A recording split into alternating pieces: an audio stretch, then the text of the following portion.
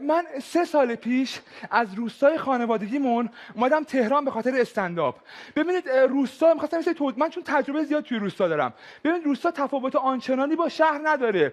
یعنی در واقع هیچ امکاناتی نداره. بعد این کمبود امکانات رو همه چی اثر گذاشته. یعنی دقت کنید مثلا ما چون مواد غذاییمون رو از حیوانات تهیه می‌کنیم دیگه. منتها من مادر بزرگم بیش از حد توان حیوان ازشون توقع داره. مثلا یه سری مرغ ما بعد از 3 ماه یه روز تخم نذاشت. اینم قشنگ من یادمه تعطیل رسمی بود. مرغ رو گرفته بود.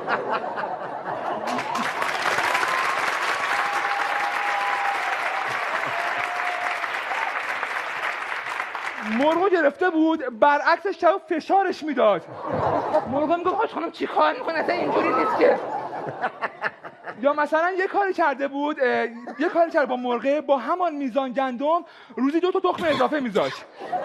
قلقش هم این بود که شب و روزو با خاموش کردن چراغ برای مرغ خروسه شبیه سازی میکرد. خروسه فکر میکرد صبح شده میخوند مرغ تخم میذاشت. بعد اینجوری هم بود که یه سری برامون مهمون اومد می‌خواستیم املت درست کنیم. 10 بار این کارو کرد. یعنی هی چراغ رو روشن میکرد، خاموش میکرد، خروسه میخوند، مرغ تخم میذاشت. مرغ گفت هاش خانم من به درک حنجره شوهرم پاره شد.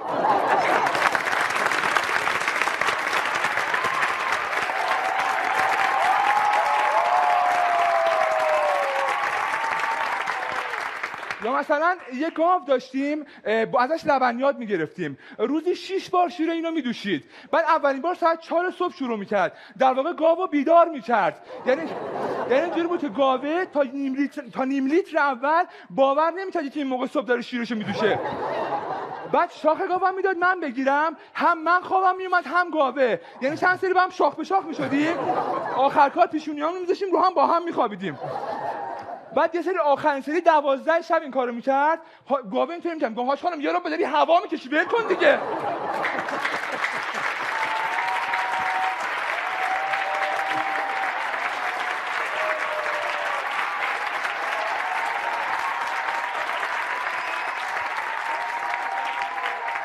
کمبود امکانات روی همه چی اثر میذاره. مثلا روی فرصت‌های شغلی هم میتونه اثر بذاره. ببینید خب توی شهر فرصت‌های شغلی نسبت به روستا بیشتره دیگه. و مثلا حتی اگه دزد باشید، ببینید مثلا تو شهر طرف میاد یه موبایل میزنه 20 تومن پولشه. تو روستا طرف میره میوه‌های باغو میکنه، میذاره تو سبد قشنگ، بار وانت میکنه، میبره میفروشه شهر. آیا بخرن یا نخرن؟ یعنی تو روستا دزدن بشی باید کار کنی. یعنی ما میریم میبینیم دزدا دارن دزدی میکنن میوه‌ها رو که میکنن، نمیگیم دزد میگیم خدا قوت.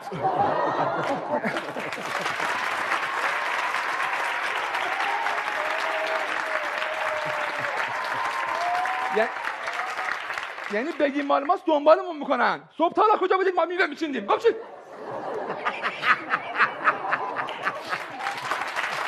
یه بار دیگه بکن.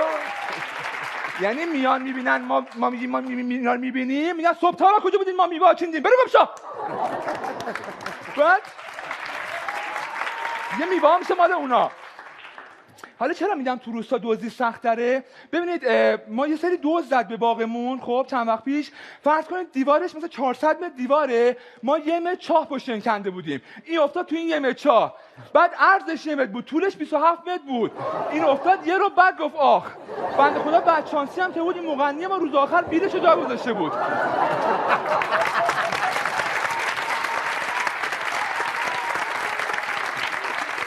بعد هی میرفت اداره بیمه میگفت نمیشه کاری برای ما بکنید. میگفت اصلا اتفاقی که برای شما افتاده تو بیمه ثبت نشده. میگفت من با این وضعیت چه کار کنم؟ گفتم برو شغل رو عوض کن. میگفت کارگیر نمیاد خب این وقت سال. ای بابا کار کالا.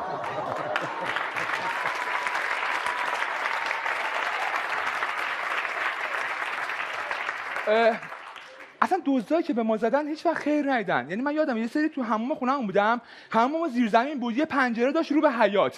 بعد مامان بابام رفتن بیرون، پنجره رو باز کردم که یه ذره بخارا بره بیرون.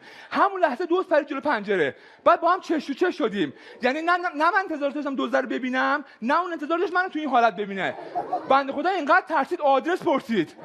بعد صداش هم گرفته بود، اینجا میگم منزل جعفری همینجاست. گفتم کدوم جعفری؟ گفت هر جعفری فرقی نمیکنه، جعفری باشه فقط. گفتم یه جعفری تو کوچه بالاتر هست کار ادامه میفته. گفت ممنون مرسی. انقدر ترتیب از دیوار رفت. نه در برو. گفت نه دست شما درد نکنه. رفت.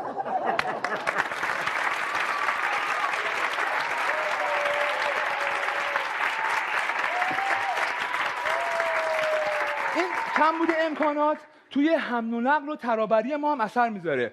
ببینید ما توی روستا می‌خواستیم علفا رو بیاریم، خب به هر حال وانت نبود که مجبورن خر استفاده کنیم. خرم نبود، بعد میرفتیم از همسایه‌مون یه دونه خر قرض می‌کردیم. منتها این خر که میومد به ما میداد یه سری توضیحات در مورد خر میداد که چجور کار میکنه، دفترچه راهنما داشت. اینجوری که گفتش که نه سری دیالوگای یزدی میگم ترجمه میکنم براتون. گفتش که من بودم بابام پسرم میاد اینجوری میگم، گفتش که این خر که سوار میشید، سوار همون سوار شما سای جوان.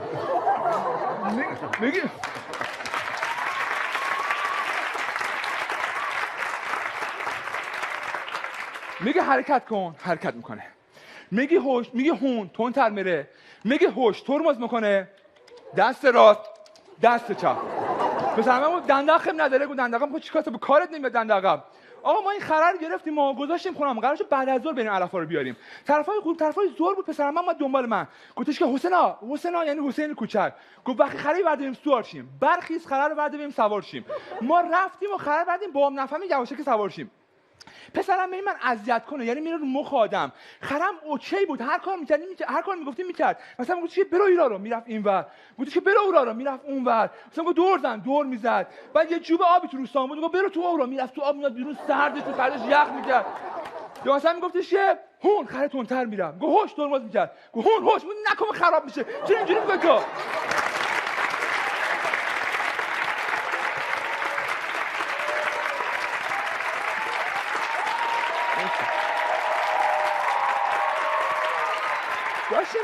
داشتیم برمیگشتیم، طرفای غروب بود، دیرمون هم شد. هرچند میگفتیم هون تندتر نمیرفت، خرابش کرده بود. هی میگفتیم هون تندتر نمیرفت، دیرمون عجله داشتیم. یه میخای از سر افطار خر میبندن. این مثلا میذارن خر رو میخوان پارکش کنن، یا مثلا میذارن پشت آروم پشت خر میذارن که خر تندتر بره. اینو برداشت کوبون تو رون خر پسرم من. خر دیگه نفهمید چی شد، یعنی ما هم نفهمید چی شد. برگشت نگاه کرد که پوستتون کنده است، بعد غلطی کردید.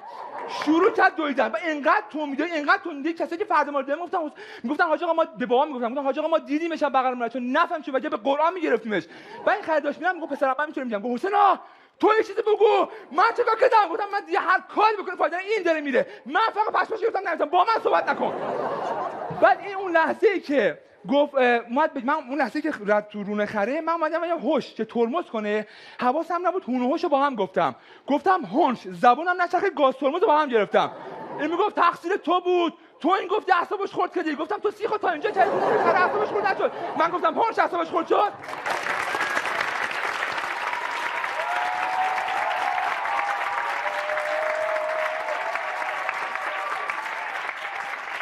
مثلا فرض کنید خره داشته میرفته، یهو مثلا میگه این چی بود رفت تو میخ بود، داشت اشکال نداره فدا سرت، چی هونش بودو بریم حالشو بگیریم.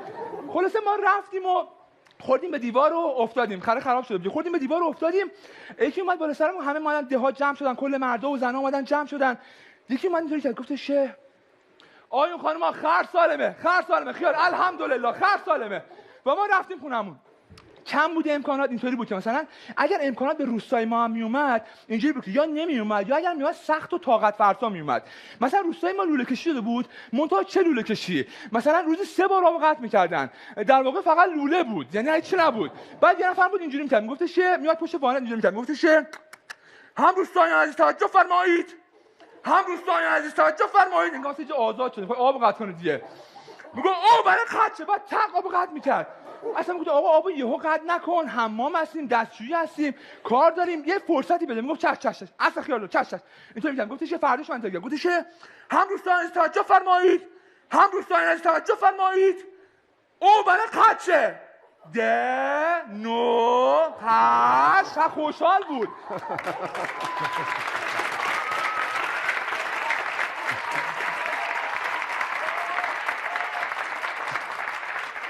پنج 4 یک قطع کن، وقت نداریم با خدا، قطع کنید.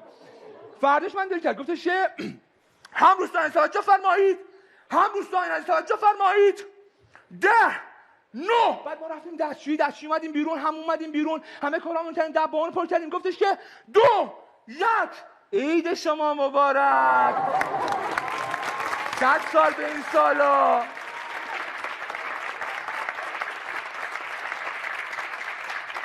100 سال به این سالا سال خوبی داشته باشید او بنه فردا قدشه و اینجوری بود که توی روستا در واقع هر وقت که هیچ امکاناتی قطع نبود عید بود اون روز عید نبود ولی هر وقت امکانات باشه اون روز عیده عید شما مبارک